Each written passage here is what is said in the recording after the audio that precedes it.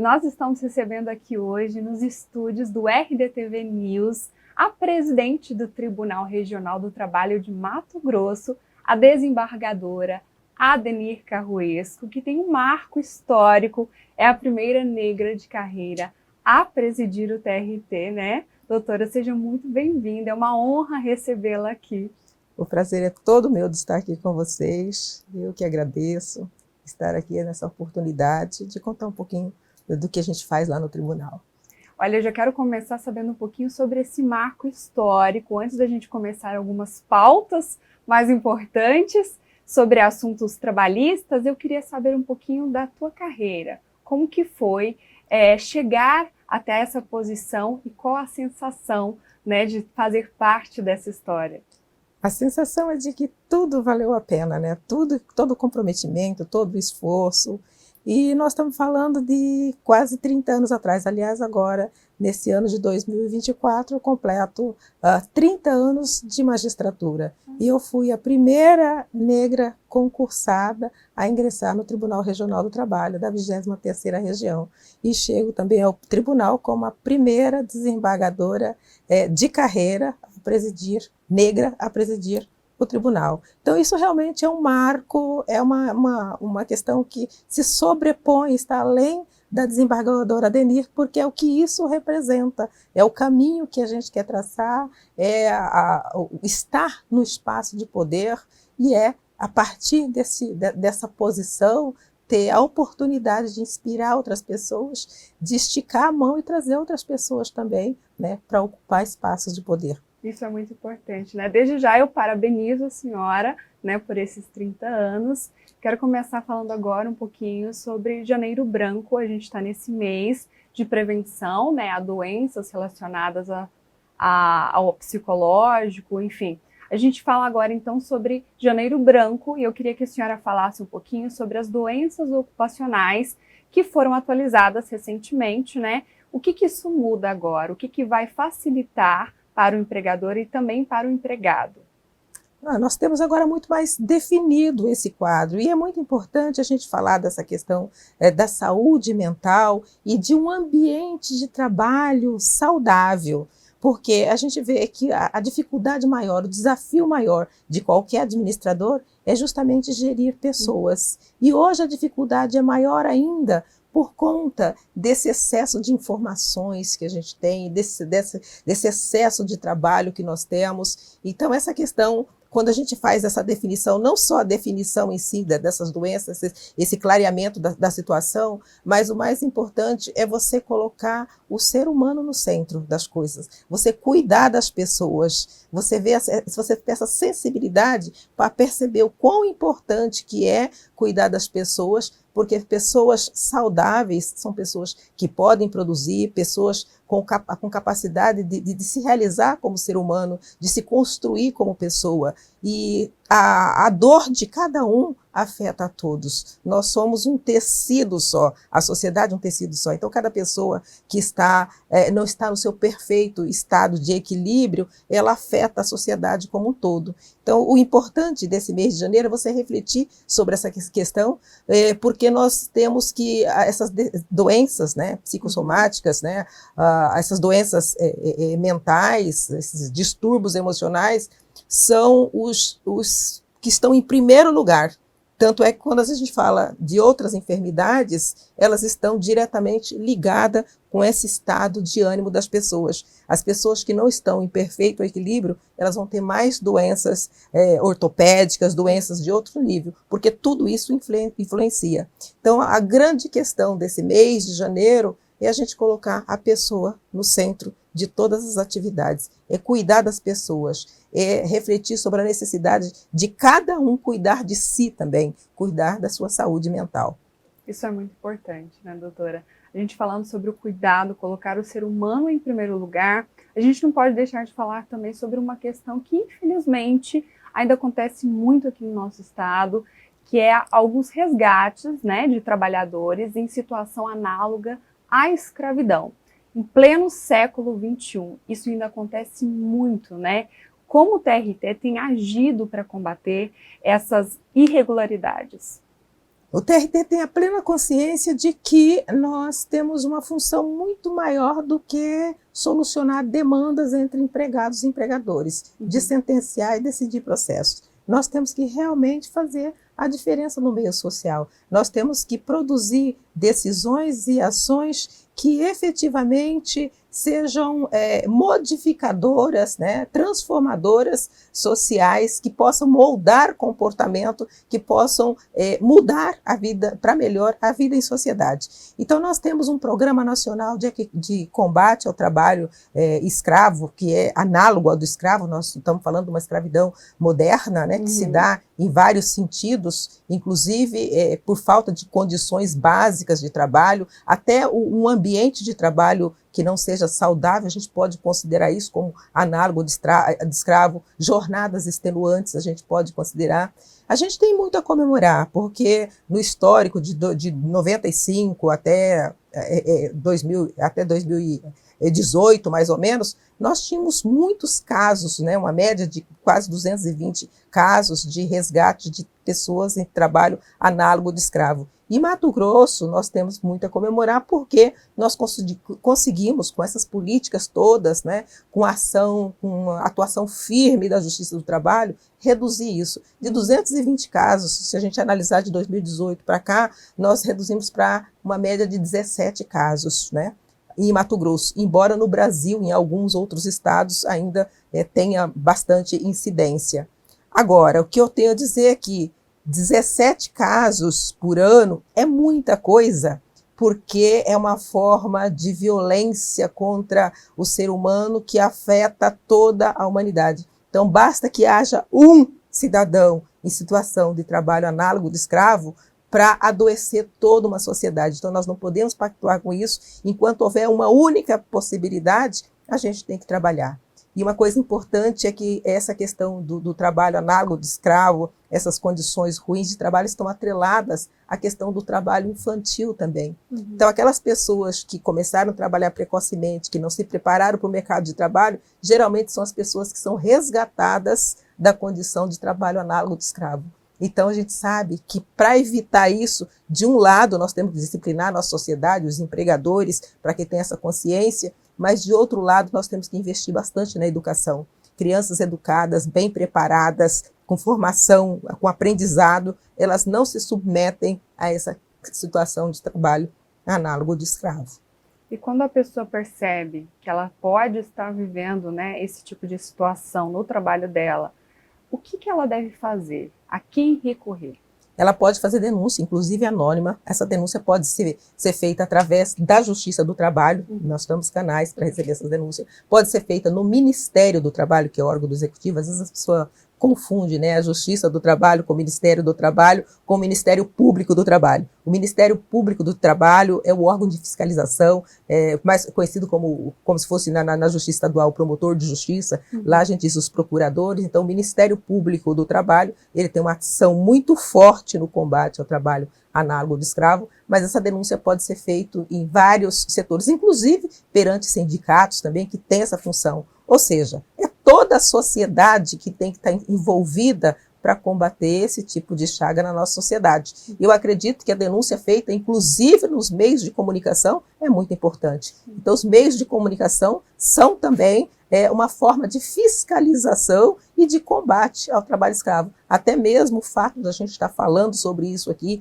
divulgar as campanhas, tudo isso colabora para o combate ao trabalho análogo de escravo. Nós temos uma data importante, né, nesse mês também, que é para prevenir também, né, o trabalho análogo à escravidão. E eu queria que a senhora falasse da importância de se ter uma data como essa, como a gente já tem diminuído os casos, a senhora mesma disse, mas como é importante continuar mostrando, informando e falando sobre isso para que as pessoas também tenham essa conscientização e ajudem de alguma forma também, né?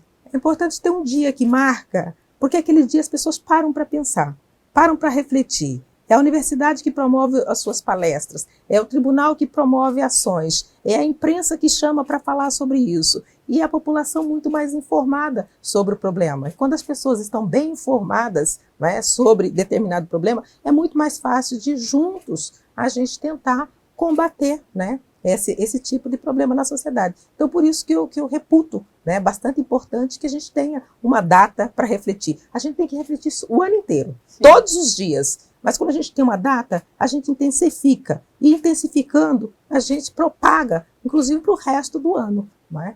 O fato de discutir sobre um assunto tão importante. Com certeza. Aproveitando que a gente está falando um pouco, né, sobre essa questão do trabalho, o TRT defende muito a conciliação, né? E eu queria que a senhora falasse um pouquinho para a gente sobre a conciliação, porque em maio agora nós temos uma Semana Nacional da Conciliação, e é uma campanha, assim, a nível nacional. Por que que é tão importante a conciliação entre trabalhadores e empregadores?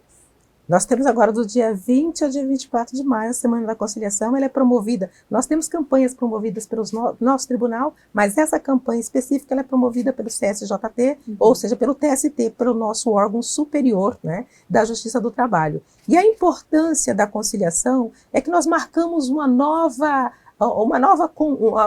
diretriz, né, de solução das demandas, uma solução adequada das demandas trabalhistas.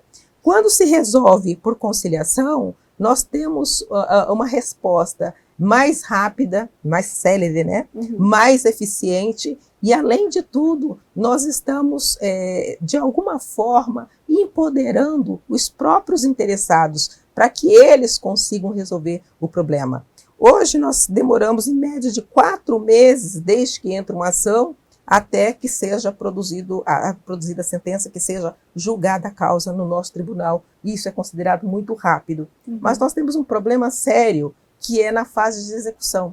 Porque o juiz diz qual é o direito. Ele diz, você tem direito ao 13º, às férias, mas a principal reclamação que a gente recebe do público em geral, e se o público está ouvindo isso daqui, se eles pudessem falar com a desembargadora, a frase que eles diriam é, doutor, eu estou com um processo lá e até hoje eu não recebi. Por quê? Então, o que acontece é que na fase de execução, o que garante esse pagamento é o patrimônio do devedor. E muitas das vezes é difícil encontrar bens, e você demora um procedimento todo para penhorar, e tem recursos, né, depois para vender, encontrar quem queira comprar. Então, às vezes, é um procedimento bastante demorado. E quando nós falamos em conciliação, que as próprias partes resolvem a demanda, o índice de cumprimento daquilo que eles próprios ajustaram é muito maior. Então, sentados à mesa, empregado e empregador, né, eles decidem qual que seria o valor adequado para aquela demanda, qual seria o valor mais justo. Um analisa a situação do outro, as necessidades do empregado. O empregado também pode analisar as condições do empregador e juntos eles apresentam, eles constroem uma resposta para o caso. E isso se dá muito rapidamente. Na Semana da Conciliação, a gente pode resolver muitas demandas que poderiam demorar anos a fio. Inclusive, mesmo ganhando a demanda, você tem a fase depois de execução que pode demorar. E quando a gente faz por conciliação, isso se resolve de fato. Marcamos o dia, que dia que o senhor pode pagar? Eu posso pagar tal dia. Vamos pagar em 2 vezes ou 3 vezes, como vamos fazer? Né? Então, a gente considera muito importante e é uma mudança de paradigma. Os advogados, né, principalmente no século passado, na nossa formação, da minha faculdade, por exemplo, nós fomos formados para ser combativos, né, no sentido de nós vamos brigar até o fim, nós vamos levar essa demanda até o Supremo. Isso que era o bom advogado. E hoje nós já temos uma concepção diferenciada. O bom advogado é que encontra a melhor resposta. E às vezes o bom advogado é o advogado negociador, o advogado conciliador, porque o que nós queremos realmente é a pacificação social. O que nós queremos realmente é o bem-estar, é dormir tranquilo, é dormir sossegado, é resolver nossos problemas. Nós não queremos guerra, nós não queremos briga, não é? Então, até a questão que nós estamos falando agora de saúde mental. Às vezes, para a sua saúde mental, é importante que você ponha fim em determinada demanda. Então, nós levamos a questão da conciliação, da mediação, muito, assim, uma questão que é a menina dos olhos, realmente. Inclusive, na minha administração, um dos pilares é você investir muito mais na mediação e na conciliação. A senhora está começando agora, né? Assumiu há pouco tempo, né? Final do ano passado. Mas dá para ter já um balanço assim de quanto reduziu de ações que foram até o fim e que pararam ali na conciliação?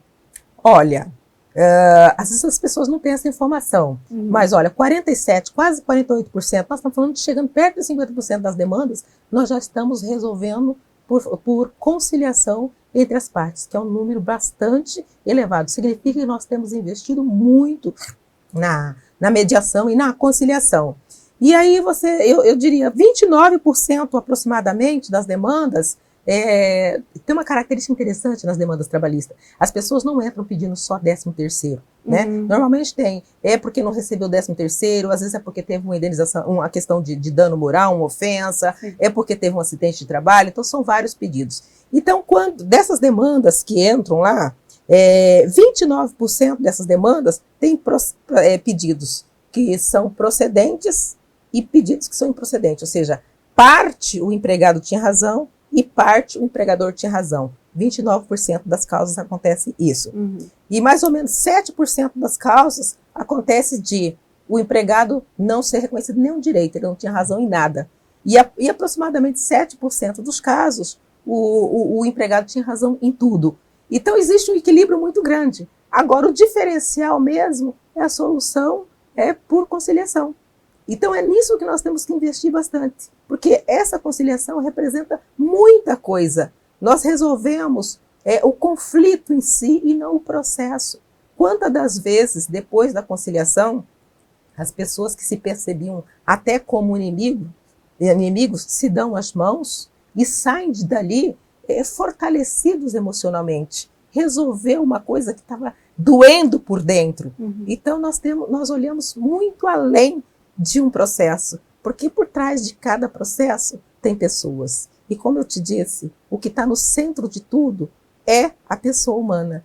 Tudo que existe é para servir a pessoa humana. O direito é uma invenção dos homens para servir o homem. E se a gente tem a consciência disso, do que é importante no trabalho que nós fazemos, então a gente pensa muito na conciliação, na mediação como resposta. Muito feliz por a senhora ter esclarecido para a gente, trazido alguns pontos tão importantes, né? Eu acho que serviu muito, eu aprendi muito só de ouvi-la aqui. E eu queria, para a gente finalizar a nossa entrevista, que a senhora colocasse à disposição, né, como as pessoas podem ter o TRT como suporte também, se precisar de denúncia, se precisar talvez de uma informação também, né? Eu queria que a senhora ficasse tranquila, aberta mesmo e livre para poder colocar os canais aqui.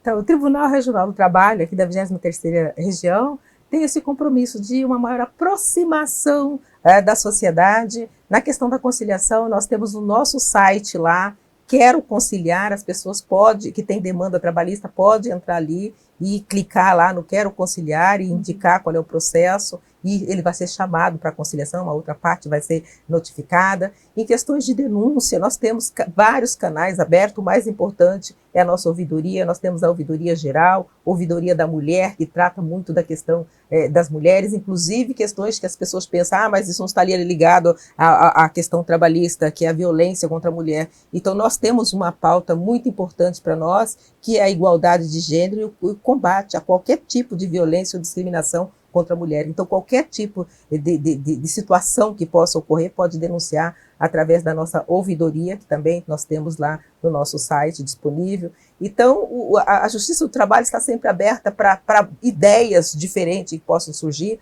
para participação integral da sociedade. Temos parcerias com a OAB, parceria com sindicatos de trabalhadores, de empregadores, todos trabalhando, buscando construir um país melhor. Nós desejamos à senhora uma gestão de muito sucesso e conte conosco para o que a senhora precisar, viu? E eu que agradeço muito a oportunidade de estar aqui e estar falando com você e também estar falando com a sociedade. Esse diálogo, essa aproximação que a gente sempre fala com a sociedade, tá? Para a gente conhecer cada vez mais a realidade, que essa realidade venha até a gente e que a gente possa fazer a diferença. Eu que agradeço, muitíssimo obrigada. Se você gostou da nossa entrevista com a desembargadora Adenir Carruesco, então curte e compartilhe aí nas suas redes sociais. Até a próxima!